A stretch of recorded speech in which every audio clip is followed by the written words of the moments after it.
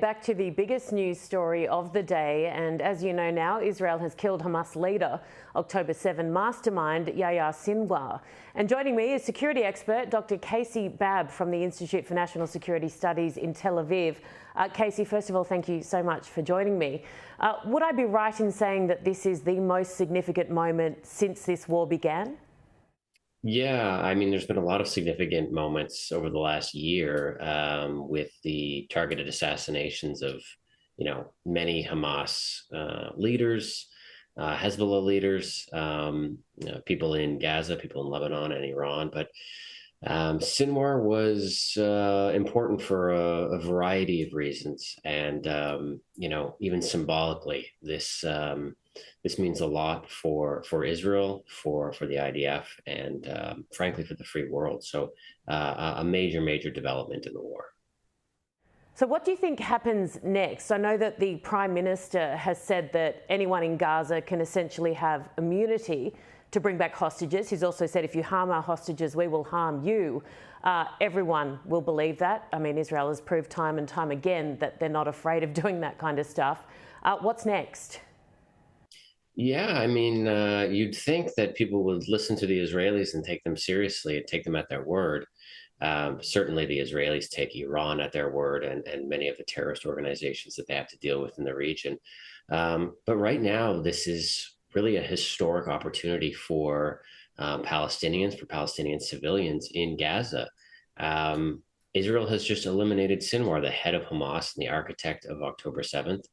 And the people have a chance now to really sort of unshackle themselves from, the weight of Hamas that they've been subjected to for quite some time. Do you think that this could be the beginning of the end of the war? It could be. Unfortunately, people in the West, people around the world, observers, commentators, they typically put the fate of Palestinians on the shoulders of Israelis. And that's never really struck me as appropriate or fair. I mean, the Palestinians are a very smart, competent, strong people. It is up to them if this is the beginning of a new era. It is not up to the Israelis. So the ball is in their court, in my opinion, and they have to seize the opportunity. And if they don't, sadly, it will be another chapter in this sort of enduring conflict where the Palestinians weren't able to steer their ship in a better direction. I spoke at the top of the show about the reaction from world leaders, including ours here, of course, Kamala Harris, Joe Biden. And one thing I kept noticing was the use of words like we will eliminate terror and continue to do so, trying in some way, shape or form to almost take credit for this. And I made the point that they essentially did everything in their power to stop Israel from achieving this very objective. What are your thoughts? Yeah, absolutely. I mean, this is, classic though, right? Like this has been going on for 75 years. Jewish sovereignty, Jewish autonomy, it's always conditional to other people. And I think that's, in part because people consciously and subconsciously, including world leaders, see Jews and Israelis especially as having sort of a natural place in this world, and them being free to conduct wars on their own terms, to win on their own terms, is not where that is. So, Israel's been carrying out these operations now for over a year. I've described what they've been doing as the greatest counterterrorism campaign in the history of warfare. And this is just another example of that. It's just unfortunate, though, that, so many people do say, we or try to put themselves in the camp of the Israelis when there are successes like this.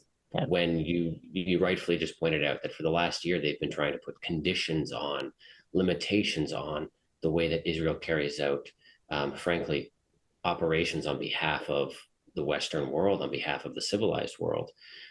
So luckily, the Israelis would rather be condemned than pitied. A lot of people in the world would rather see Israelis and Jews pitied, of course, but times have changed. Final question for you. Benjamin Netanyahu, I'm seeing comparisons of him to Churchill online. I know there are various domestic issues. Nobody's perfect, I get that. But what do you think this particular incident today does for him and his leadership? I mean, Netanyahu is a complicated figure. And it's not as simple as you either love him or you hate him. He's up in the polls one month, he's down in the polls another month. But I think it's safe to say that these operations, these historic operations, are playing to his favor right now. And Netanyahu, in typical Bibi fashion, will probably capitalize on these situations politically, and he'll likely find a way to prolong his position as PM. But I think when we look back on this period, it's going to be with mixed reviews. But these operations, like I said, Erin, we've never seen anything like this in warfare, in conflict, and I think that will reflect favorably on him for forever. Now, what happens in the next few months in Israel, I don't know. But crucially, he has to get out the remaining hostages. And I think that is what, really the fate of his political career and his legacy hinges on. Casey, thank you so very much for your time. Really appreciate it. Great. Yeah, happy to chat anytime.